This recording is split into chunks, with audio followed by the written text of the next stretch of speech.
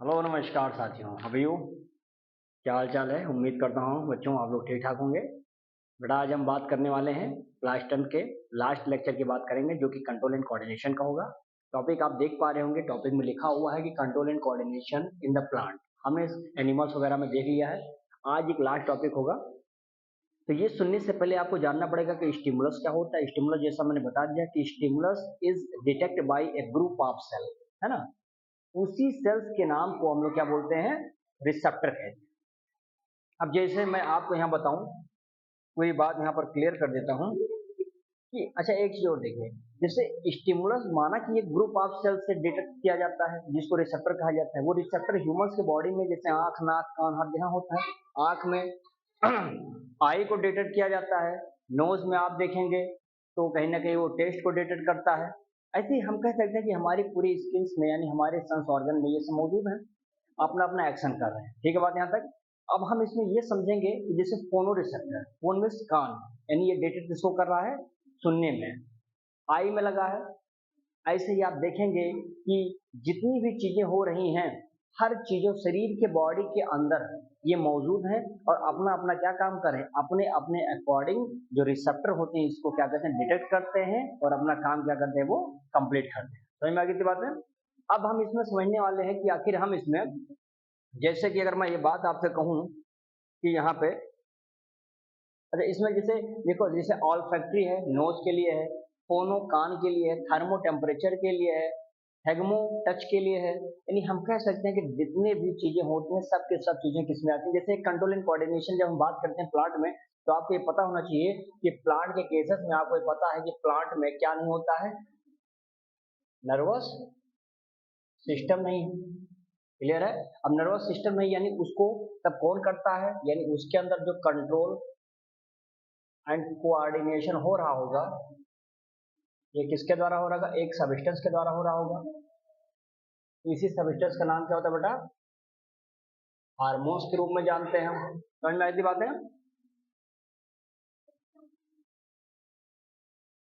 अर्थात हम इसमें कह सकते हैं कि प्लांट के केसेस में दोस्तों जितनी भी ये कंट्रोल एंड कोऑर्डिनेशन हो रहा है, ये सब चीजें किसके द्वारा होता है, एक केमिकल के द्वारा होता है जिसका नाम क्या होता है, हार्मोन्स कहा जाता है। अच्छा वो इंसान होता तो आपको टच कर दिया जाता, टच करके आपके दिमाग में मैसेज न्यूरॉन्स के माध्यम से पहुंच जाता कि हाँ आपको कोई तकलीफ दे रहा है। अब पौधा नहीं है, पौधे में ये सब है ही नहीं, यानी पौधे में किसी प्रकार का इमोशन है ही नहीं। तो जाहिर सी बात है कि वो अपने काम को सक्रिय बनाने के लिए या आगे कंप्लीट करने के लिए कुछ ना कुछ केमिकल्स की मदद लेगा। उसी केमिकल्स का नाम है हार्मोन्स। समझ में आया बात। अब प्लांट के केसेस में चूंकि हार्मोन्स हैं, तो प्लांट के केसेस में अगर हार्मोन्स यहाँ पर है तो हमने इसका नाम दे देंगे यहाँ पे फाइटो हार्मोन्स। क्या मामला यहाँ तक समझ में आ रहा है बेटा, फाइटो हार्मोन्स कहा जाता है। यानी हम बता सकते हैं कि प्लांट के केसेस में इस प्रकार से इस पूरे एक्टिविटी को कंट्रोल एंड कोऑर्डिनेट करने के लिए दो मेथड हम लोग यूज करते हैं। जैसे सबसे पहले अगर हम बात करते हैं इसमें, दोस्तों इसमें हो जाएगा, एक हो जाएगा ट्रॉपिक मूवमेंट, ट्रॉपिक मूवमेंट, और दूसरा हो जाएगा नेस्टिक मूवमेंट। क्या हो जाएगा भैया, नेस्टिक मूवमेंट। अच्छा देखिए, ट्रॉपिक मूवमेंट कहता है कि हम स्टिमुलस के डायरेक्शन में मूव करेंगे, लेकिन वहीं पर नेगेटिव मोमेंट कहता है कि हम जिस डायरेक्शन में हमको स्टिमुलस दिया जाएगा हम उसके अगेंस्ट चले जाएंगे। यानी ये कहता है कि मुझे डायरेक्शन की आवश्यकता नहीं है, no need for the direction, लेकिन ये कहता है कि मैं डायरेक्शन में ही मूव करूंगा। अगर किसी डायरेक्शन में सनलाइट आ रही है तो उसी सनलाइट की दिशा में ही पौधे का पार्ट मूव करेगा। ये समझ में आया। इस प्रकार से हम देखेंगे कि ट्रॉपिक मोमेंट होता है, ये भी कई प्रकार से होता है। कुल मिलाकर के जो ये बात आप समझ पाते हैं, ये सिर्फ इतना है कि पौधे के अंदर कोई भी एक्टिविटी, कोई भी हरकत कैसे होता है। हमारे आप को कोई तकलीफ होती है तो हमारा जो सेंस है, यानी हमारे अंदर जो न्यूरॉन्स पाई जाती हैं, जो नर्वस सिस्टम है, उसके माध्यम से पता चल जाता है। इन पौधे को आप जाते हुए गाना गाते हुए खेतों में दो लाठी खींच कर जड़ देते हैं और वो आपसे शिकायत भी नहीं करता। अब आप मान लो इसे फोन लगाए हो, फोन हाँ भैया, अब उसी में दिन रात ऐसे लाठी घुमाए हो और बात कर रहे हो और धड़ाम धड़ाम दो लाठी मार दिया पेड़ पे। अब पेड़ को तकलीफ बहुत है, रो रो के अपना उसका हाल इंटरनल है बता नहीं पा रहा है। तो उस चीज को कहीं ना कहीं तो कोई ना कोई समझेगा। उस चीज को कैसे वो मैनेज करेगा, तो उसके लिए उसको केमिकल चाहिए, और उसी केमिकल्स का नाम क्या होता है भैया, उसी केमिकल नाम हार्मोन्स होता है। उस आधार पर हम सोचेंगे कि प्लांट के अंदर जो मूवमेंट हो रहा है, अर्थात इस मूवमेंट को दो प्रकार से, ट्रॉपिक मूवमेंट और नेस्टिक मूवमेंट। इसके अंदर देखेंगे कभी फोटो यानी लाइट के प्रति मतलब एक्टिव हो जाएगा, तो फोटो रिसेप्टर हो जाएगा। कभी हम देखने वाले हैं कि टच के पड़ती है, थर्मो रिसेप्टर हो जाएगा। यानी हम कह देंगे कि थर्मोट्रोपिज्म, यानी अलग अलग तरीके के आधार पर हम लोग यहाँ पर समझेंगे।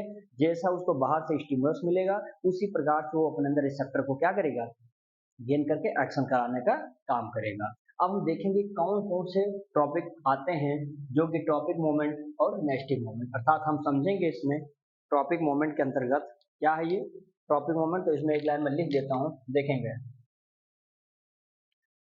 इस पे होता क्या है कि ये इन्वायरमेंटल हैज ग्रेट इन्फ्लुएंस्ड, ठीक है ना, इन्फ्लुएंस्ड होता है कहाँ पर, इन्फ्लुएंस्ड ऑन प्लांट्स। समझ आई बात, यहाँ तक समझेंगे हम, देखेंगे यानी प्लांट्स के जो शेप वगैरह उसी के आधार पर हम देखने वाले हैं। ये दूसरी बात यहाँ पर चाहिए तो ये बता दीजिए कि ये ग्रोथ रिस्पॉन्स, ग्रोथ रिस्पॉन्स जो कि रिजल्ट होता है, that result in the movement of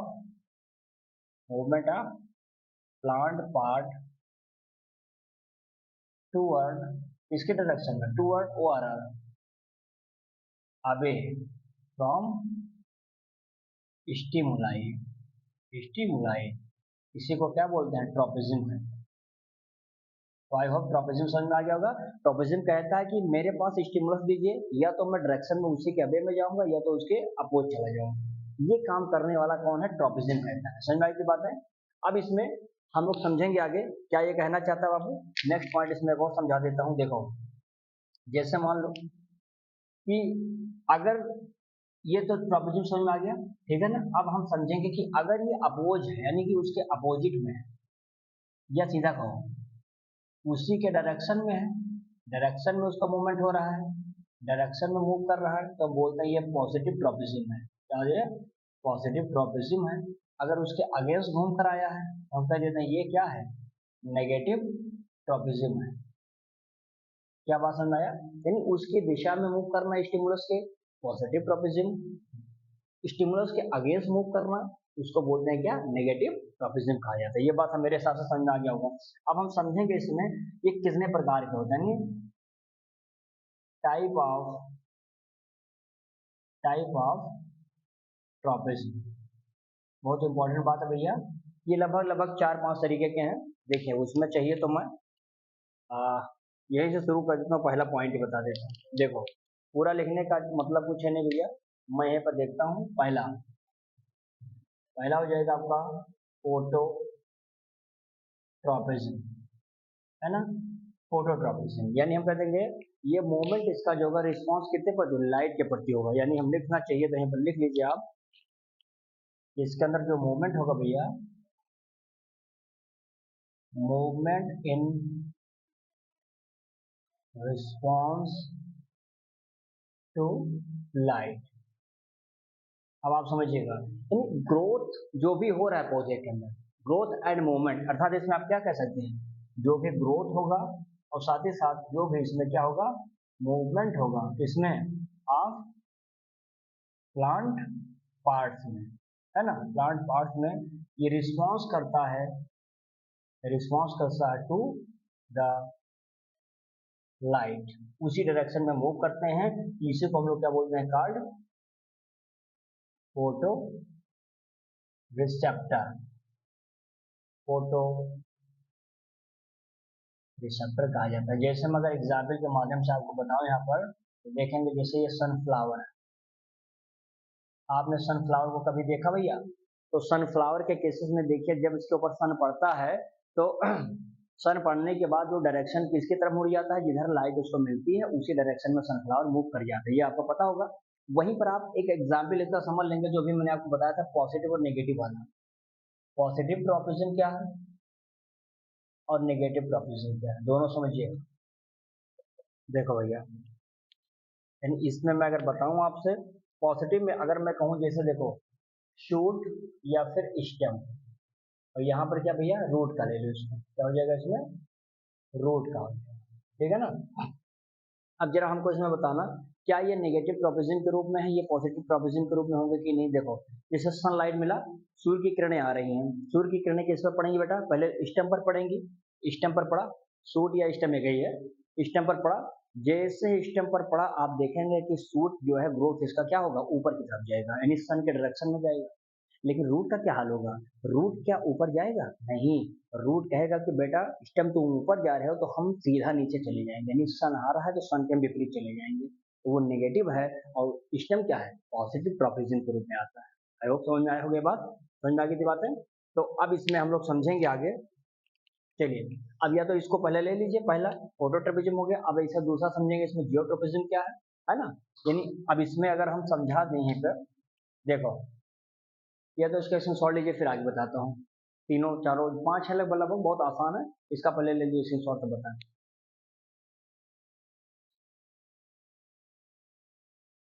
चलिए भैया, अगला देखेंगे फोटोट्रोपिज्म। फोटोट्रोपिज्म का मतलब movement of the plant part toward the gravitational force, नाम ही से क्लियर है फोटोट्रोपिज्म, ठीक है ना। देखेंगे फोटो, सॉरी फोटो इसमें नहीं है, ये जियोट्रोपिज्म का है। फोटो तो बता ही चुके हैं आप लोग। जियोट्रोपिज्म देखिए, नाम ही से क्लियर है, जियो, जियो माने अर्थ, है ना। तो ये जो भूमि यानी अर्थ की तरफ मूवमेंट हो रहा है पौधे का किसी भी पार्ट का, मैंने लिखा है कि the movement of the plant part toward the gravitational force. आपको पता होगा कि न्यूटन के अकॉर्डिंग ग्रेविटेशनल फोर्स सबसे ज्यादा कहाँ पे लगता है बेटा, अर्थ पे लगता है। यानी कोई भारी से भारी पिंड चाहता है कि हम कहाँ पर आए, अर्थ की तरफ आकर्षित हो जाए। अर्थात जब कोई वजनी चीज है, वजन वाला वेटेड वस्तु है, ऊपर से गिरता है कहीं पर तो जमीन पे आता है।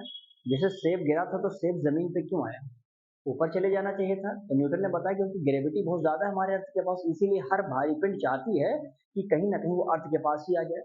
यही फंडा यहाँ पर समझाने के लिए हमने ये इसका यूज किया बायोलॉजी में। जियोट्रोपिज्म में हमने बताया कि जो मूवमेंट होता है प्लांट का, वह पार्ट जो मूव करता है किसकी तरफ, धरती की तरफ, वही हमारा कहलाता है जियोट्रोपिज्म। दो प्रकार के हैं, पॉजिटिव और निगेटिव। यानी अब यहाँ पे हमको चाहिए कि डायरेक्शन में घूमने के लिए धरती के नीचे, यानी धरती में जाना चाहिए हर चीज को। तो धरती में स्टेम जाता है कि रूट जाता है, तो रूट जाता है। और वही टॉपिक है कि टॉपिक कहता है जियो, यानी धरती की तरफ जो मूव करेगा वो जियोट्रोपिज्म कहलाएगा। तो उस समय जो रूट होता है वो रूट का मूवमेंट कहाँ होता है, अर्थ की डायरेक्शन में होता है, अर्थात तो हमारे लिए पॉजिटिव इस बार बन गया। और पिछली बार जब हमने फोटोट्रोपिज्म पढ़ा था तो यही जो हमारा रूट था वो नेगेटिव था, लेकिन यहाँ पर वही रूट का जो मूवमेंट हो रहा है इस समय वो क्या है, पॉजिटिव प्रोपोजिशन के रूप में आता है। Even the stem will be the, क्या होता है वो, नेगेटिव प्रोपोजिशन के रूप में आता है, यानी नेगेटिव जो ट्रोपोजिशन हो जाता है। समझ में आया होगा, बहुत आसान है, मैंने कहा ना, बस समझ लीजिए, टॉपिक सुन लीजिए, आगे बना बना करके को बढ़िया से एक्सप्लेन करके फिगर को समझाइएगा, ठीक है। चलिए अब तीसरा इसमें देखते हैं, नाम हो जाएगा भैया क्या, हाइड्रोट्रोपिज्म। हाइड्रोट्रोपिज्म नाम ही से क्लियर हो गया होगा, ये हाइड्रोट्रोपिज्म क्या कहता है, क्या कहता है भैया, movement response to the water, movement response to the water, यानी ये पानी जिधर उसको मिलेगा उसी डायरेक्शन में क्या करेगा, ये मूव करेगा। ये जो होता है ना इसका, देखो जियोट्रोपिज्म के रूप में, समझ में आ गई बात है। बता, इसमें आप क्या कर सकते हैं कि movement of plant parts toward toward the water, समझ में आ गई बात है। वाटर की तरफ जाता है इसको बोलते हैं, ये भी हमारा क्या होता है, जैसे देखा इसमें रूट हमेशा आप देखेंगे, जैसे ये मान लो कि ये पौधा है, ये मान लो प्लांट हमने ले लिया और ये जड़ है। आप बताइए कि जो जड़ होता है, ये जड़ चाहता है कि हम पानी को ज्यादा मिले, ये तो होता है। अब आप बताइए, तो यहाँ पर ये जो रूट होगा, इस रूट किधर जाता है, पानी की डायरेक्शन में जाता है, तो रूट हमारा क्या शो करेगा, पॉजिटिव, पॉजिटिव हाइड्रोट्रोपिज्म, यानी रूट हमारा शो करता है क्या, पॉजिटिव हाइड्रोट्रोपिज्म। क्या मामला समझ में आ रहा है भैया, ठीक है ना। अगर वहीं पर स्टेम की बात करेंगे तो स्टेम क्या शो करेगा, नेगेटिव की बात करते हो ऊपर की तरफ कोई पानी रखा है नहीं, धरती की तरफ पानी है तो जड़ नीचे है तो जड़ हमेशा पॉजिटिव में आ जाएगा और बाकी भैया लोग स्टेम में क्या हो जाएंगे, नेगेटिव जियोट्रोपिज्म के, तो नेगेटिव हाइड्रोट्रोपिज्म के। क्लियर बात यहाँ तक?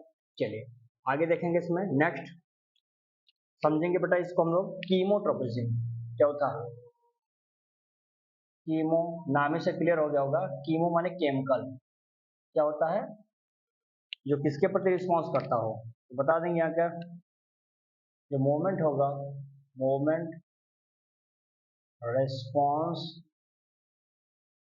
Toward chemicals. केमिकल्स जैसे आप देखेंगे उसमें पिस्टिल वाले में आप देखेंगे, वहां पर देखेंगे ना जो पॉलन होता है, पॉलन आकर चिपक जाता है स्टिग्मा के साथ, क्योंकि उसमें केमिकल सिक्रीट होता है, उसी वजह से वो आकर जो वहीं पर चिपका रहता है, उसमें जनरेट कर जाता है।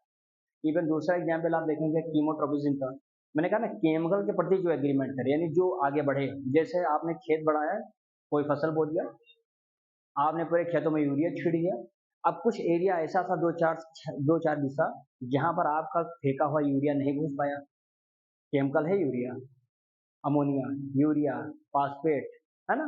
अब बताइए कि जिस एरिया में जिस फसल पर वो खाद नहीं पहुंच पाया है, वो केमिकल नहीं पहुंच पाया है, क्या उसकी ग्रोथ उसकी तुलना में कम होगा कि ज्यादा होगा जिसके पास केमिकल पहुंचा था? तो कहीं ना कहीं उसकी जो ग्रोथ होगी इनहिबिट हो जाएगी, रुक जाएगी, कम हो जाएगी, प्रोडक्टिविटी लेस हो जाएगी। यानी केमिकल का प्रभाव किसी भी चीज के ग्रोथ में बहुत ही ज्यादा मायने रखता है। तो यहाँ पर आपने ये फसल वाला समझ लेंगे तो दिमाग में बढ़ जाएगा। क्लियर है? तो आइए, तो मैंने कहा केमिकल के प्रति जो रिस्पॉन्स करता है उसको हम बोलते हैं कीमोट्रोपिज्म के रूप में जानते हैं। समझ में आया? मैं इसमें चाहूँ तो एक दो पॉइंट लिख भी देता हूँ। देखो, movement of plant, plant part किस साइड में, ड्यू टू केमिकल स्टिमुला, यानी जिधर केमिकल स्टिमुला है उसको मिलेगा उसी डायरेक्शन में क्या करेगा, ये मूव कर जाएगा। समझ में आई बात है?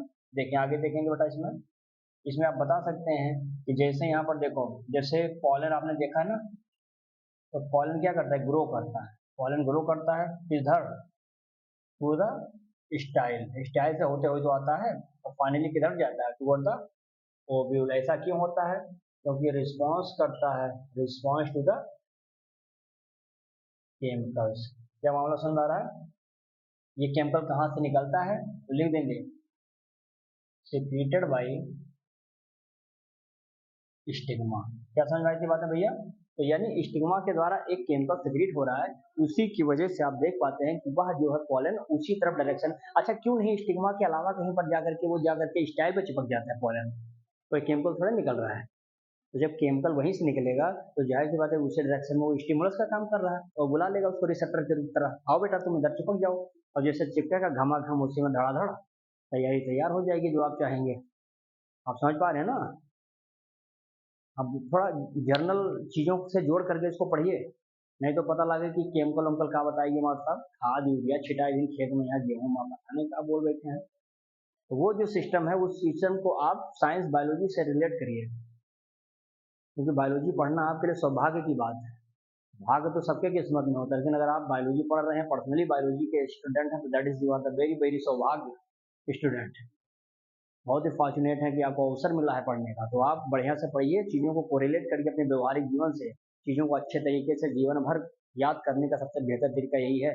जो पढ़ो तुरंत उठा के पढ़ दो किसी दूसरे एग्जाम्पल के साथ, बुधई के साथ जोड़ दो, या मान लो कंधई के साथ जोड़ दो, या मान लो गाँव में गोबड़ेले रहते हैं, गोबड़ेले के साथ जोड़ दो। ये रिलेट करो कि हाँ ऐसे ऐसे सिस्टम उनके पास भी है, तो ये वाला लाएंगे तो यहाँ से रिलेट कर देंगे तो ये वाला सिस्टम ये बन जाएगा। ये सोचेंगे समझेंगे बढ़िया, दिमाग थोड़ा रीजनल पॉइंट रखेंगे तब बता पाएंगे। हाँ नहीं तो घूम की तरह घूमे रहो। ये सब का बताए थे, पोखर है, कंधई, कल्लू, खोखरहे, ये सिस्टम ना आने को पाए, इसलिए इसको समझिए थोड़ा सा माइन्यूटली। क्लियर बात यहाँ तक? आगे देखें बेटा, इसमें जैसा मैं एग्जाम्पल और बताता हूँ, देखो इसी केसेस में या इसमें रहने तो इतना बहुत है। अब एक लास्ट इसमें बताता हूँ, थेगमोट्रोपिज्म क्या है। क्या बाबू? थेगमोट्रोपिज्म नाम ही से क्लियर है, थेगमो माने टच करना। आपने किसको टच कर दिया, और जैसे टच कर दिया तो टच जैसे करेंगे आप तो वो चेंज हो जाएगा। जैसे छोटा बच्चा है, देखो छोटा बच्चा है, आपने उसको ऐसे टच कर दिया उसके गालों पे, आप रिसेप्टर सॉरी आप स्टिमुलस जैसा टच किया, धड़ धड़ धड़ धड़ वो रोने लगा माकड़ बिल्ला तरह। अब चुप कराओ, वो नहीं चुप होगा भैया, क्योंकि आपके हाथों से जो स्टिमुलस उसके पास गया है, वो रिसेप्टर उसको जैसे एक्सेप्ट किया, उसको लगा कि हाँ ये तो मेरे लिए दिक्कत वाली चीज है, और वो रोना शुरू कर देता है। आपने मिमोसा प्यूडिका ले लीजिए, टच मी नॉट, छू लीजिए, बिल्ट हो जाएगी, लीफ पलट जाएगी, आपने क्यों टच कर दिया, टच भी नहीं कर सकते हैं। तो यानी जिस चीज को टच करने से तकलीफ है, टच करने के प्रति वो अपने आप को एक्टिवेट बना देता है या चेंज कर देता है, that is called as thigmotropism. देखिए इसके बारे में भी बता देता हूँ, समझ लीजिएगा। देखिए बता देंगे कि movement of plant part in response to the touch of an object, इसी को क्या बोलते हैं, हाइगमोट्रॉपिज्म के रूप में जानते हैं। जैसे फॉर एग्जाम्पल मैं इसको बता दूं, एक एग्जाम्पल देखो, जैसे बताओ इसमें हाँ ये ले लो, सबसे एग्जाम्पल बढ़िया है, टेंड्रिल ऑफ प्लांट ग्रोथ, ठीक है ना, टूवर्ड सपोर्ट, है ना, ये हो जाएगा। एक ले लो, चाहो तो दूसरा एग्जाम्पल ले लो इसमें, टच मी नॉट, इसको एक साइंटिफिक नेम होता है मिमोसा प्यूडिका, ठीक है ना, इसको बोला जाता है छुई मुई। तो छुई मुई कहते ना कि बहुत छुई मुई बन गया है, छू लेने से तुमको इतनी तकलीफ है। बच्चों को ऐसा थोड़ा सा छू लीजिए, देखो छुई मुई तरह रोना शुरू कर देते हैं, बिल्ट हो जाते हैं। ऐसे पौधे का जो लीफ है, जैसे आप देखेंगे उसमें कद्दू तुम देखेंगे तो आपको ऐसे बौंका मिलेगा, ऐसे इस बौंके को जहां पर भी आप लसा देंगे, ये उसी डायरेक्शन में क्या करेगा, मूव कर जाएगा। अब आपने इसको थोड़ा सा ऐसे उठा दिया और इसे खींच के ऊपर कर दिया, ऐसे जैसे ऊपर किया, अब पौधा आगे बढ़ना शुरू हो जाएगा। यानी कि टेंड्रिल एक ऐसी नाजुक अवस्था है पौधे के केसेस में, जिसको आपने टच किया, अर्थात आपने अपना थोड़ा सा उसको स्टिमुलस दे दिया और वो रिसेप्टर के रूप में उसी डायरेक्शन में मूव कर रही है, तो ये हमारा थिग्मोट्रॉपिज्म के रूप में है। ऐसे टच मी नॉट वाला केस है। क्लियर है? तो चलिए इतनी बात समझ में आई होगी, आई होप। चलिए अब इसमें ऐसा करिए कि पहले जल्दी से आप इसका क्वेश्चन सॉल्व लीजिए, फिर आगे बता दें।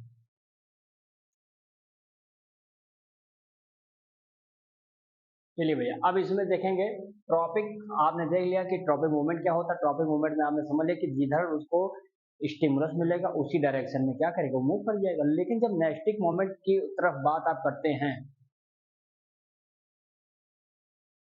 लेकिन जब हम बात करते हैं नेस्टिक मोमेंट, तो नेस्टिक मोमेंट कहता है बाबू हम डायरेक्शन पे हमारा कोई जोर से फारिश मत चलाइए, हम डायरेक्शन के दिशा में नहीं घूम पाएंगे, हमारा जिधर मन करेगा उधर जाएंगे। तुम डायरेक्शन लाइट मारो मेरी तरफ ऐसे धाए जाए, और तुम अगर ये उम्मीद करो कि हम सूरजमुखी हैं तुम्हारी तरफ देखेंगे तुम्हें ताए ताए, तो हम नहीं कर पाएंगे। तुम लाइट मारते रहो, हमारा मन करेगा हम ऐसे घूम जाएंगे। यानी नेस्टिक मोमेंट यही नेस्टिस भी कहा जाता है, ये यही बताता है कि हम डायरेक्शन नॉन डायरेक्शनल मोमेंट है भैया प्लांट पार्ट का। यानी ये बताएगा, ये इसमें ये समझा दीजिए पॉइंट, कह दीजिए कि ट्रॉपिक जो होता है बाबू, ट्रॉपिक साहब क्या है, इनका जो है ये डायरेक्शनल मोमेंट है, ये क्या है, ये डायरेक्शनल मोमेंट है, उसी डायरेक्शन में मूव करेंगे जिधर स्टिमुलाई मिलेगा। लेकिन नेस्टिस क्या कहता है, नेस्टिस कहता है कि हम नॉन डायरेक्शनल मूवमेंट करते हैं, या डायरेक्शन वायरेक्शन हमारे लिए कुछ नहीं कर पाएगा, जहां मन करेगा जहां हम धाए कूद जाएंगे, देखो जो होगा देखा जाएगा। तो ये प्रोसेस इन्होंने बताया कि जैसे देखो डायरेक्शन जैसे टच करना है, तो इसमें हम नेस्टी शब्द पढ़ते हैं तो थिग्मोनेस्टी होगा, नहीं तो थिग्मोट्रोपिज्म था वहां पे, क्योंकि ट्रोपिज्म था, टच करने से उसे डायरेक्शन में मुड़ जाता। पूरा समझ में आई बात है? यानी इसमें हम समझेंगे टच करना है तो थिग्मोनेस्टी कहेंगे, अगर रिस्पॉन्स टू द लाइट की बात करेंगे तो वहां पर फोटोट्रोपिज्म था, यहाँ पर फोटोनेस्टी कहा जाएगा। अर्थात जैसे देखेंगे ये हेल्प इसमें करता है, जैसे opening and closing of the stomata, किस केस में होगा ये, तो हो जाएगा डेंडेलियन फ्लावर की केसेस में, जिसकी opening and closing are completely depend on the light intensity, जितना तगड़ा लाइट पड़ेगा उतना ज्यादा ओपन हो जाएगा, लाइट कम पड़ेगी, डिम होगी, बंद हो जाएगा। यानी ओपन और क्लोज स्टोमेटा किस पर डिपेंड कर रहा है, लाइट की इंटेंसिटी पर कर रहा है। ये चीजें आपने देख लिया। टॉपिक हमारा डायरेक्शनल होता है, नेक्स्ट चीज हमेशा नॉन डायरेक्शनल मूवमेंट होता है प्लांट पार्ट। अब ठीक है, अब हम समझेंगे इसमें कुछ हार्मोन्स के बारे में, उसको बहुत इंपॉर्टेंट है, वो भी देख लीजिए। प्लांट हार्मोन्स, देखो भैया, प्लांट हार्मोन समझेंगे इसमें हम लोग। प्लांट हार्मोन्स, एक चीज ध्यान है कि प्लांट हार्मोन जो होते हैं पौधे के केसेस के हार्मोन्स को बोलते हैं फाइटो हार्मोन्स। क्या बोलते हैं इसको, फाइटो हार्मोन्स। देखा नाम ही से क्लियर है, फाइटो माने प्लांट, हार्मोन्स माने केमिकल। यानी जो पौधे के केसेस में जो केमिकल पाए जाते हैं that is called as the phyto hormones कहा जाता है। इसकी क्वालिटी क्या भैया, तो ये बता दें कि बहुत ही सर्टन अमाउंट में, सर्टन अमाउंट में क्या होता है, ये निकलते हैं, जो कि एक केमिकल सब्सटेंस होते हैं इन देयर, कहाँ पर निकलते हैं, in their cell, in their cell में निकलते हैं। साथ ही साथ क्या करते हैं, जो कि रेगुलेट करते हैं देयर ग्रोथ को करते हैं। समझ में आई बात है। अब हम इसके बारे में एक पॉइंट और समझना चाहते ले दो कि अच्छा छोड़ो, इसमें कुछ ना बताओ, इसमें ये सीधा बता दो कि इसको फाइटो हार्मोन्स कहते हैं, सर्टेन अमाउंट बहुत कम मात्रा में निकलते हैं। प्लांट के केसेस में क्या करता है, ये सब्सटेंस उसके रेगुलेशन में हेल्प करता है ताकि उसकी ग्रोथ कैसी होगी। अब अलग अलग प्लांट हार्मोन्स कुछ अलग अलग काम करने में जिम्मेदार होगा, जैसे ऑक्सीजन है, गिबरेलिन है, साइटोकाइनिन है, एब्सिसिक है, एथिलीन है, ये सारे हार्मोन्स प्लांट के हार्मोन्स है, इसीलिए इनको फाइटो हार्मोन्स कहा जाता है। पौधे में डिफरेंट डिफरेंट वर्क करने में लोग जिम्मेदार होते हैं। जैसे सबसे पहले हम ऑक्सीजन हार्मोन्स की बात करेंगे, यहाँ पे ध्यान से देखना है, इसको बहुत इंपॉर्टेंट पॉइंट है। ऑक्सीजन हार्मोन्स, ऑक्सीजन हार्मोन समझिए इसको आप। ऑक्सीजन हार्मोन्स में सिंपली भैया ये बताओ कि ये प्रकार से क्या है, ग्रोथ हार्मोन्स होता है, ठीक है ना, ये बता दीजिए। फिर इसमें आप चाहिए तो बता दीजिए, ये जो होता है सिंथेसाइज्ड होता है कहाँ पर, एट एपिकल रीजन। एपिकल मतलब चाहे ऊपर का सबसे टॉप वाला स्टेम हो, चाहे सबसे नीचे क्या हो, जड़ हो, यानी रूट होता है, इसमें पाया जाता है। दो पॉइंट समझ में आ गई इतनी बात है। फिर देखेंगे, हमने पूरा नाम नहीं लिया कौन कौन सा है, जैसे मैंने ऑक्सीजन लिखा है, जिब्रेलिन लिखा, साइटोकाइनिन लिखा, एब्सिसिक एसिड लिखा, एथिलीन लिखा, ये 5 होते हैं, जिसमें सबसे पहले हम ऑक्सीजन की बात कर रहे हैं, उसको समझिएगा। ये हो जाएगा सिंथेसाइज होता है at the apical of the region. तीसरी पॉइंट में आप चाहिए तो इसमें बता सकते हैं ये कहाँ पर होता है, जैसे ये तो रूट टिप। अच्छा देखिए, इसमें आप बता सकते हैं when the tip of tendril, जो बॉन्का होता है, टिप ऑफ टेंड्रिल, अगर आप उसको टच करते हैं कहाँ पर, टच करते हैं ये सपोर्ट, ठीक है ना, सपोर्ट करते हैं, तो आप देखेंगे कि जो ऑक्सीजन होता है जो वहाँ प्रेजेंट होता है, ये कहाँ पर चला जाएगा, मूव कर जाएगा, ये प्रेजेंट होगा, मूव अवे फ्रॉम सपोर्ट। यानी मैंने ये कहा कि जैसे मान लो कि ये बॉन्का है, ठीक है ना, अब इसके टिप पर आप देखेंगे तो यहाँ पर ऑक्सीजन पाया जाता है।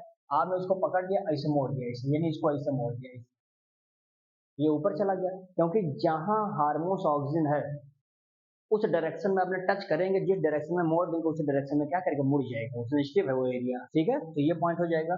फिर इसमें आप बता सकते हैं क्या करता है ये, प्रमोट कर सकता है किसको, सेल इनलार्जमेंट एंड डिफरेंशिएशन। समझ में आएगी ये बात है। और इसमें ये बता सकते हैं कि जो ऑक्सीजन होता है, ये ऑक्सीजन हार्मोन्स कंट्रोल करता है किसको, control the phototropic behaviour of A part, ठीक है ना, ये चीजें हो जाएंगी। यानी हमने ये समझाया, जैसे मान लो कि ये एक चीज और जाने की, ये हमेशा लाइट के डायरेक्शन में मूव करता है, लाइट के डायरेक्शन में क्या करता है, मूव करता है। जैसे मान लो कि यहाँ पर सपोज मान लेते हैं कि ये अगर मान लो ये एरिया है, ठीक है,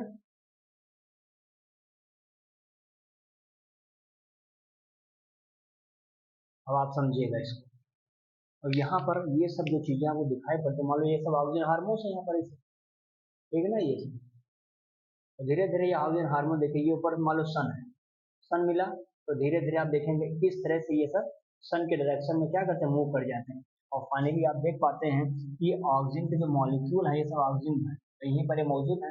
सन पाया जाता है, धीरे धीरे ये सन के डायरेक्शन में मूव करके अपने आप को क्या कर देते हैं, ये बेंड कर देते हैं, यानी मुड़ जाते हैं। यानी कहने का मतलब क्या है, ऑक्सीजन नामक हार्मोन्स एक स्टिमुलस है जिसके लिए एक रिसेप्टर है, जिसके लिए एक स्टिमुलस हमारा सन है। सन जिधर उसको चाहता है उस डायरेक्शन में उसको क्या करवा सकता है, मूव करवा सकता है। तो ये हमारा ट्रोपिज्म के रूप में जाना जाता है। तो समझ में आ गया क्या ये, तो पहला आपने क्लियर कर दिया कि ऑक्सीजन हार्मोन्स क्या है, ऑक्सीजन हार्मोन्स की क्या क्वालिटी होनी चाहिए, ये मेरे हिसाब से आपको समझ में आ जाएगा, ठीक है। अच्छा, इसमें चाहो तो इसमें कुछ मत कर, सिंपल है, बताइए toward the light, toward the light ले लीजिए बस, टुवर्ड द लाइट, खत्म कहानी, ज्यादा उसमें दिमाग मत लगाइए। तो पहला ऑक्सीजन हार्मोन्स के विषय में इतना आप लिख देते हैं तो भी कहीं ना कहीं यहाँ पर काम हो जाएगा, ठीक है ना। अब आप बात करते हैं जिब्रेलिन के बारे में, इस क्वेश्चन सॉल्व लीजिए।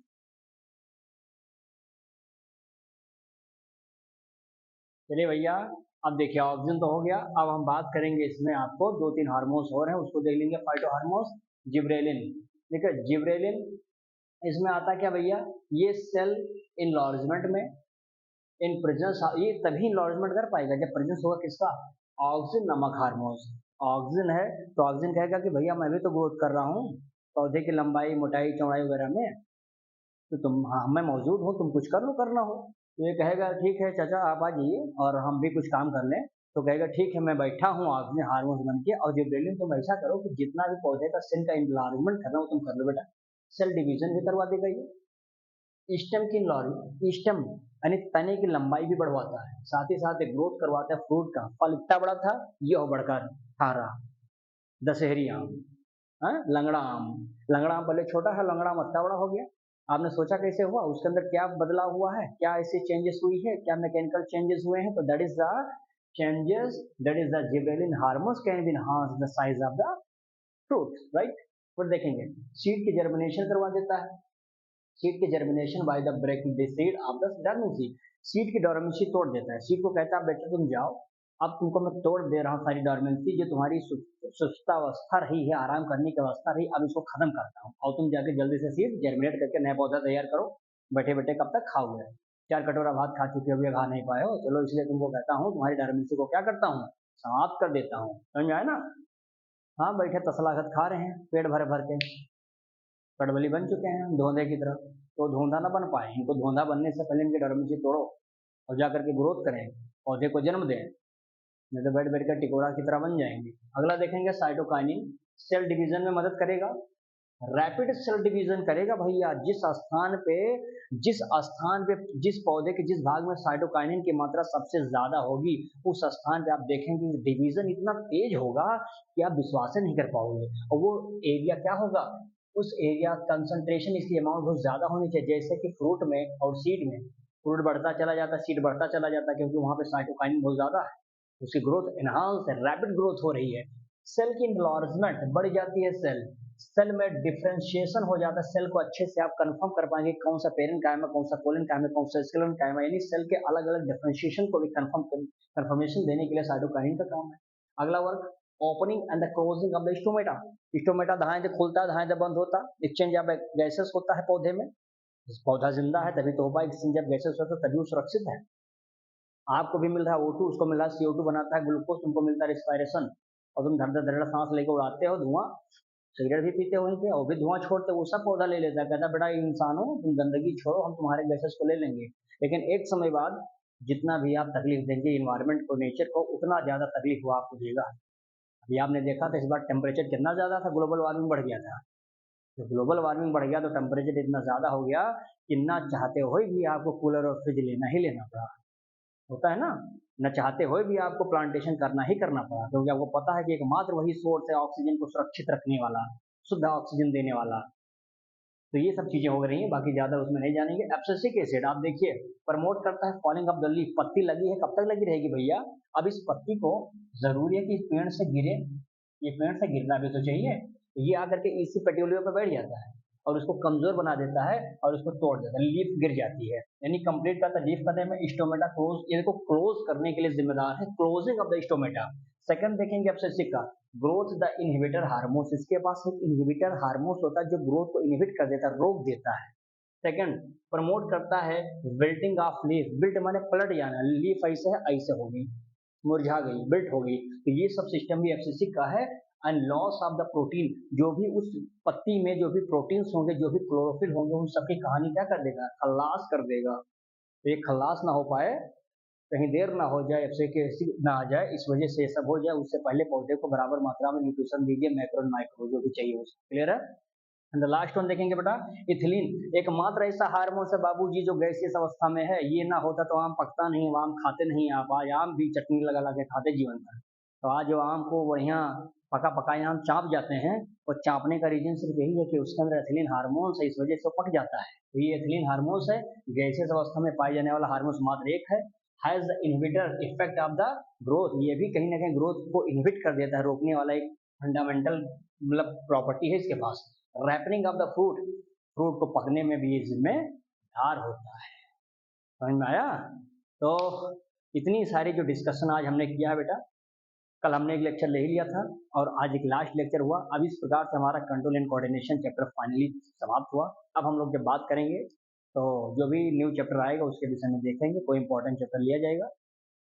इस प्रकार से हम लोगों ने 2 चैप्टर यानी लाइफ प्रोसेस को एंड कंट्रोल एंड कोऑर्डिनेशन, 2 जब से जबरदस्त सबसे बड़े चैप्टर से ये समाप्त हो गए हैं। अब मुश्किल से 1 या 2 चैप्टर छोटे छोटे हैं, इसको भी पढ़ा के समाप्त कर देंगे। और बढ़िया से जब चैप्टर समाप्त हो जाएगा तो हम लोग 1 शॉर्ट वीडियोस लेंगे एक ही चैप्टर्स का, फिर उसके बाद एक रैपिड उसमें रिवीजन चलेगा, टॉपिक्स को लेकर के क्वेश्चंस तैयार किए जाएंगे और मैराथन भी होगा, जिससे आपके बायोलॉजी वाला पार्ट जो है 10th का वो जबरदस्त तरीके से आपका तैयार हो जाए, चाहे वो आईसीएसई का हो, चाहे सीबीएसई का हो, चाहे जिस मीडियम का हो, चाहे जिस कह सकते हैं बोर्ड का हो, नो प्रॉब्लम, सबके लिए काम कर जाएगा। ठीक है? तो चलिए, आई होप कि वीडियो आपको अच्छा लगा होगा, मजा आया होगा। वीडियो को लाइक कमेंट शेयर जरूर करना साथियों, और जो चैनल को भी सब्सक्राइब नहीं किए होंगे सब्सक्राइब भी कर लेंगे। इस प्रकार से हम लोग मिलेंगे एक नए चैप्टर के साथ। वीडियो का स्क्रीनशॉट ले लीजिए, तब तक के लिए बहुत बहुत धन्यवाद।